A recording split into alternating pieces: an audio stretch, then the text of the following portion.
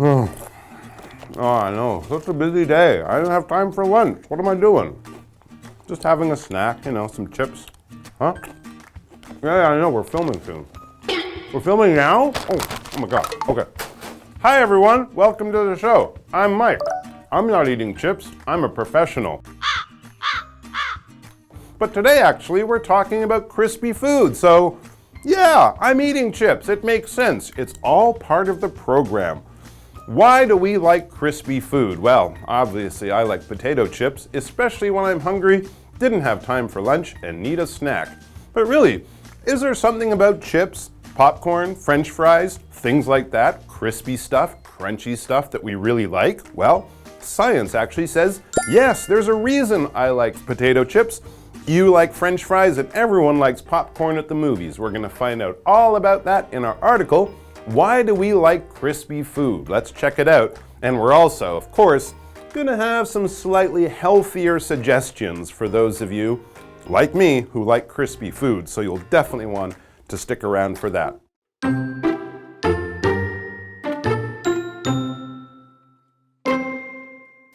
Popcorn, fries, potato chips, chocolate chip cookies. The list of deliciously crispy and crunchy foods is long and varied. But what is it about these foods that makes us crave them? Freshness. Some scientists suggest that humans developed a taste for crunchy foods because they appeal to our desire for freshness. Thousands of years ago, there were no labels to indicate when a food would go bad. People had to rely on other signs to determine freshness. For example, a vegetable like lettuce will, of course, start to smell or turn brown when it has gone bad. And if a vegetable is soft rather than crunchy, that is a sure sign that it isn't fresh.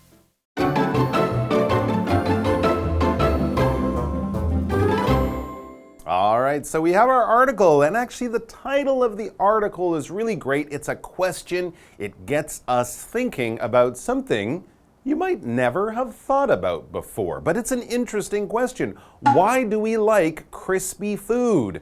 Yeah, absolutely. No matter what you like, if it's something salty, something sweet, the idea of crunching your food, that's what we get when we eat crispy food. And it's strange. Sometimes you just say, I want something crispy. I want something crunchy. I want something that when I bite into it, it makes a loud noise. There's something really special about that. But why do we like it? Well, the article begins with a good little list of some great examples of crispy, crunchy food.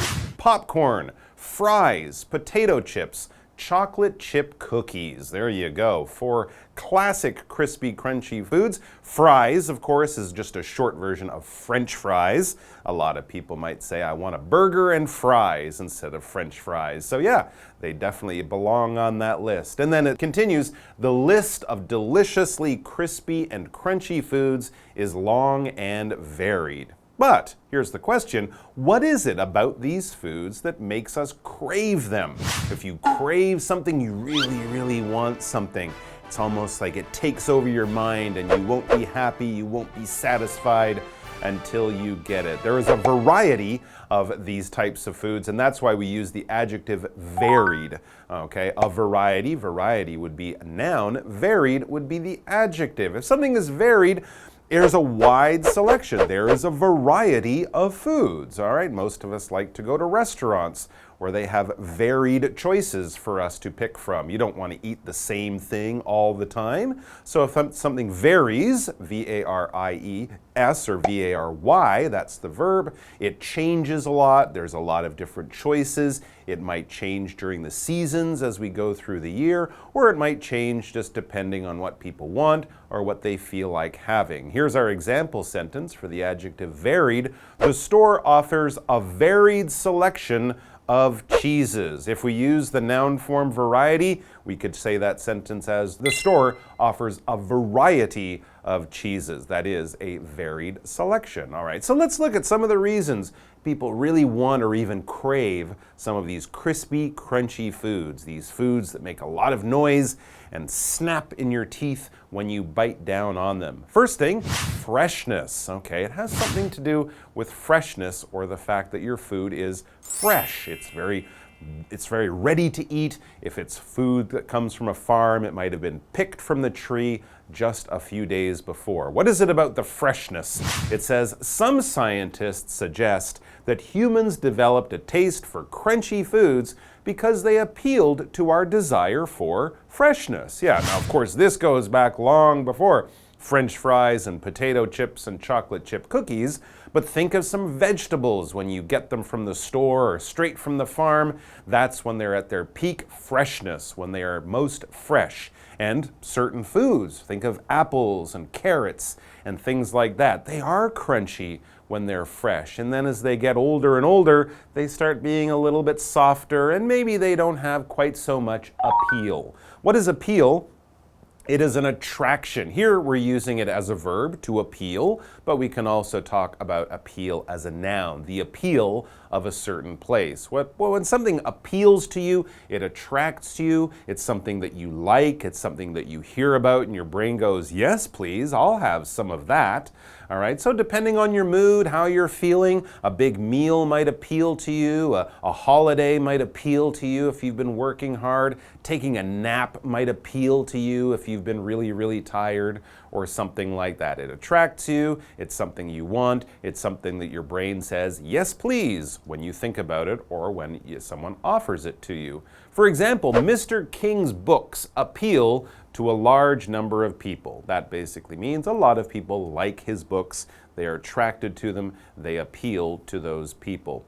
Back to the article, talking about freshness. Thousands of years ago, before potato chips and French fries, thousands of years ago, there were no labels to indicate when a food would go bad. That's a very good point. If you go to the supermarket, you don't have to bite into the apples. You can just see when they were delivered or when they were picked, and then you will know. But back in the old days, before supermarkets, we didn't have that information. You could only tell by biting into something. So people had to rely on other signs to determine freshness. They didn't have labels and things like that in the stores like we have now. What is a label? A label is a bit of written information that is put on something to give you important information about that thing. Think of the label that might be on your shirt, or think of a label that you might attach to your suitcase when you're sending it onto an airplane. That will tell the people in the airport where the suitcase is going, who it belongs to, who to call if someone loses it or finds it.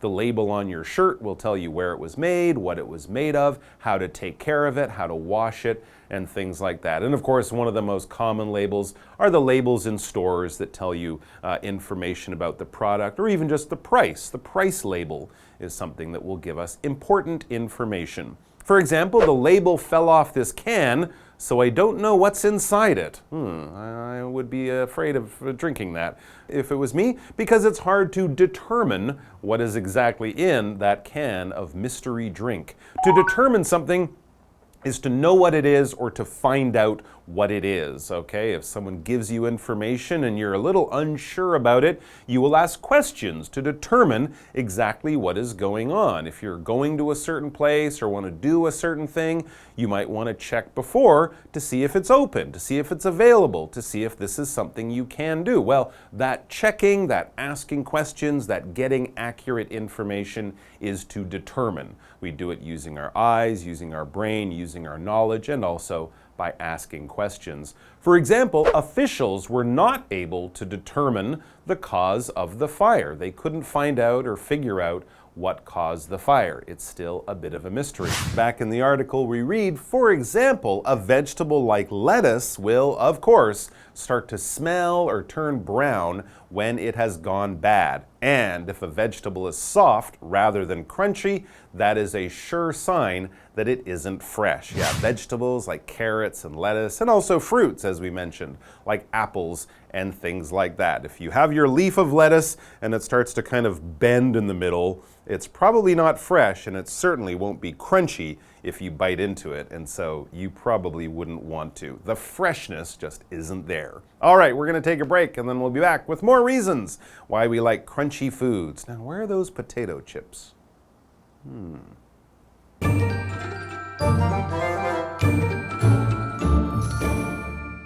Hello， 大家好，我是 Hanny。同学们喜欢爆米花、洋芋片这种吃起来会卡滋卡滋响的酥脆食物吗？我们有各式各样的美味酥脆食物，那么清单多得数不完。而这2天的课程要来看看为什么人们会渴望脆脆的食物。好，先来看单字 varied。varied 它是形容各式各样的、多变的。那它的动词是 vary， 就可以表达不同是什么不同，呈现差异或者是改变。那它的名词是 variety，variety 它可以表达多样性或是变化。好，那文中呢，它有用到 crispy 和 crunchy 这2个形容词来描述脆的食物。好，那我们来讲一下稍微有点差异哦。crispy 它强调是酥脆的，常常是用来形容那种容易碎的食物，像是洋芋片啊、苏打饼干等等。那么 crunchy 则是描述鲜脆的，咬起来会嘎吱嘎吱响的，像苹果或者是坚果之类的。好，那我们补充单字 crave， 它是动词，表示渴望获得。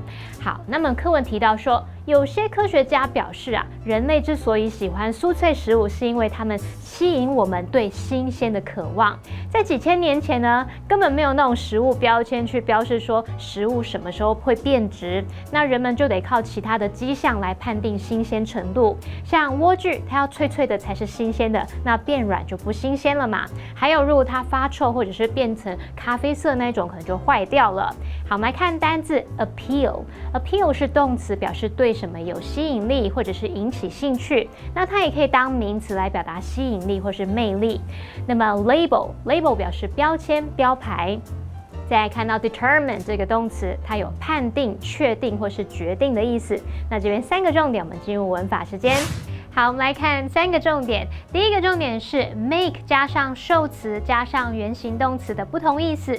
那么第一种呢，可以表达使得、致使或是让什么什么做某事，这时候它不带有强迫语义。像我们说 listening to music makes me feel relaxed， 就是说听音乐让我感到放松。那这边没有强迫我感到放松嘛。好，那么第二个呢，我们可以把它当作使役动词的用法去表达迫使、要求什么什么做某事，这时候就带有强迫语义咯。例如 The teacher made him stay after school， 老师要他放学后留下来。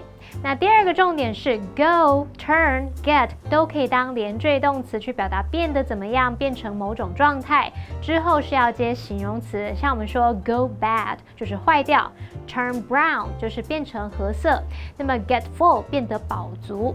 例如 The soy milk has gone bad， 就是说豆浆已经坏掉了。那第3个重点是 rather than， 它是表达而非而不是。那么以下要介绍2种用法。第一种呢是做连接词用，那么去连接词性相同的字词。举例来说 They returned to the hotel by taxi rather than on foot。 他们回饭店是搭计程车而非走路。好，那么第2个用法是把它当介系词，那后面要接名词或动名词，就跟 instead of 它的意思跟用法相同。举例来说 He sold the car rather than getting it fixed。 他把车卖掉而不是送修。好，接回课文中。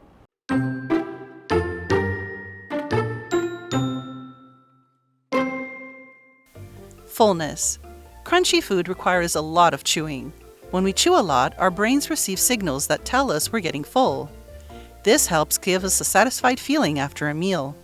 These signals cannot be sent in the case of liquid foods such as smoothies or soup.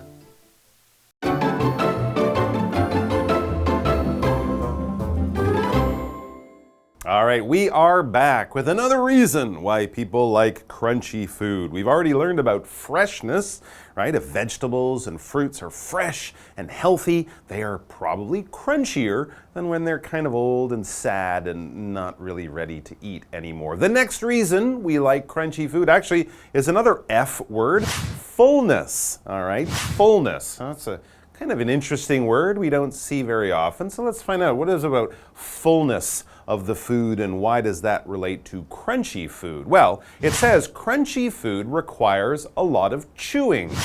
Actually, yeah, that's a really good point. You don't chew your soup because soup is not crunchy. If your soup is crunchy, you have a serious problem. But when we talk about crunchy foods like potato chips, like peanuts, like apples or something, yeah, it's true, you have to chew them quite a lot before they are ready to swallow them. What does that have to do with feeling full? Well, when we chew a lot, our brains receive signals that tell us we're getting full.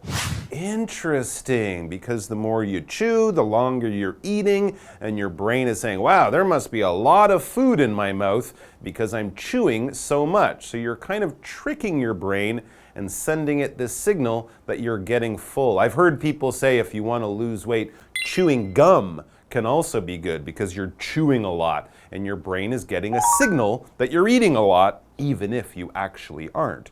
A signal, this is basically a message that is being sent from one place to another.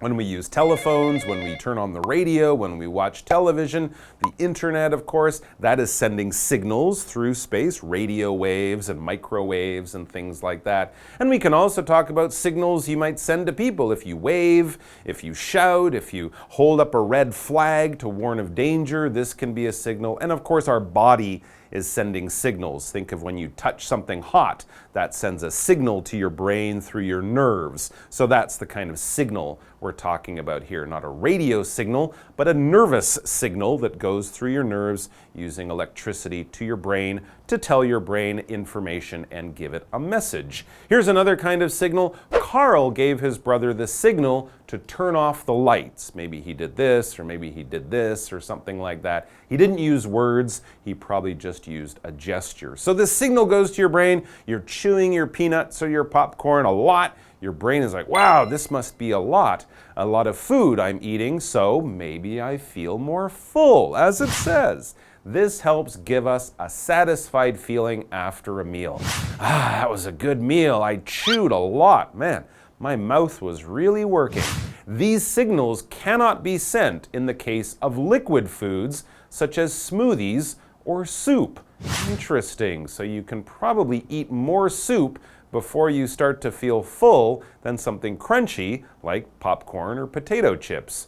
Very, very interesting. All right, so there you go. Freshness and fullness. 2 reasons your brain is dying and crying out and craving crunchy foods. And we're going to have more good information about this interesting topic tomorrow. So go grab yourself some popcorn and we'll see you back here then. Bye-bye.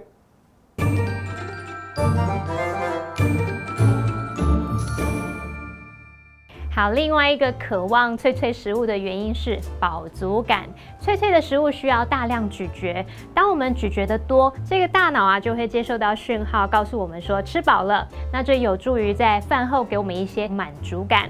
那如果是流质食品，像是冰沙或是汤，这些讯号就没办法送出了。好，单字 signal 就是讯号、信号。那么 Mike 老师有提到 nervous signals， 在这边 nervous 不是紧张的哦 ，nervous signals 是神经讯号。那么 nervous 是形容神经的，跟神经有关的。好，那么以上是今天的讲解，同学别走开，马上回来哦。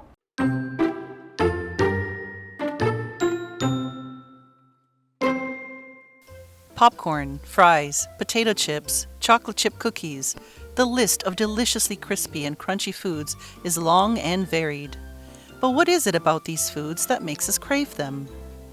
Freshness.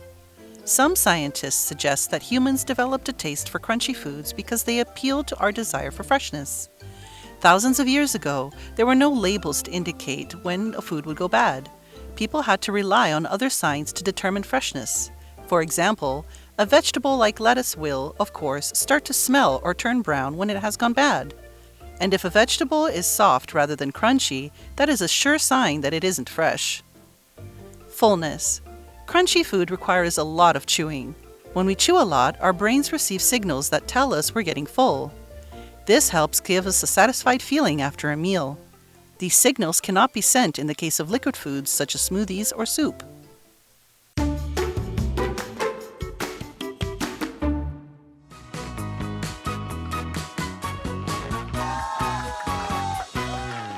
Hi everyone, I'm Stephen. I'm David. We're gonna play a game called Guess the Bear, where each of us has 3 words or phrases. We're gonna read 2 sentence examples for each one instead of saying the actual word. We're gonna say the word bear instead. You have 1 minute to guess all 3. So do you wanna guess first? Yeah, let me guess first. All right, start the timer. All right, this is a noun, 1 word. Number 1, wait for my bear, then move forward. Number 2, I don't know if he likes me. He gives me mixed bears. Easy. Signal. There you go. This is an adjective, 1 word. Number 1, as an entertainer, he's had a long and bare career. Number 2, the store offers a bare selection of cheese. Long and bad career. Bad cheese. Stinky cheese. The store offers a Variety of cheese? No, repeat the cheese one again. Okay. The store offers a bare selection of cheese. Good amount. Great. Lots. Okay, Long. let's go to the Okay. next one. Phrase, 2 words. Number 1, we'll go out for lunch, bear, bear, eat at home. Number 2, bear, bear, argue, let's find a solution for us both. We'll go out to lunch to save money. We'll go out for lunch, bear, bear, eat at home. Number 2, bear, bear, argue, let's find a solution for us both. We'll go out to lunch and just eat alone. What are you talking about? This phrase was rather than. Number 1, we'll go out for lunch rather than eat at home. Okay, And number 2, rather than argue, let's find a solution for us both. And the other one you didn't get was the adjective was varied. So you said variety, but it's the adjective version. So as an entertainer, he's had a long and varied career, and the store offers a varied selection of cheese. All right, your turn. Ready? All right, I'm ready. Set, go. Noun, 1 word. This item has no bear, so I don't know the price. According to the bear, this food expires tomorrow. Tag. No. According to the what? According to the bear, the food expires tomorrow. Label. Yeah, that's good. Verb, 1 word. Doctors are unable to bear what is wrong with him. Police soon bared the cause of the fire. Pinpointed. No.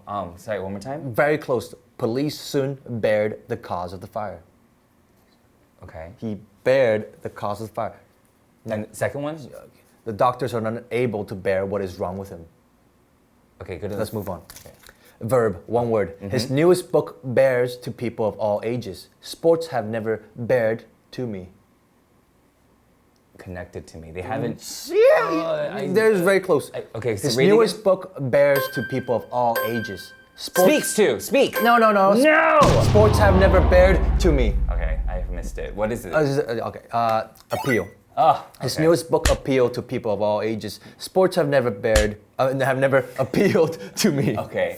The one you didn't get was determined. Doctors are unable to determine what is wrong with him. Police soon determine the cause of fire. I should have gotten No, that one. you almost got it. You said.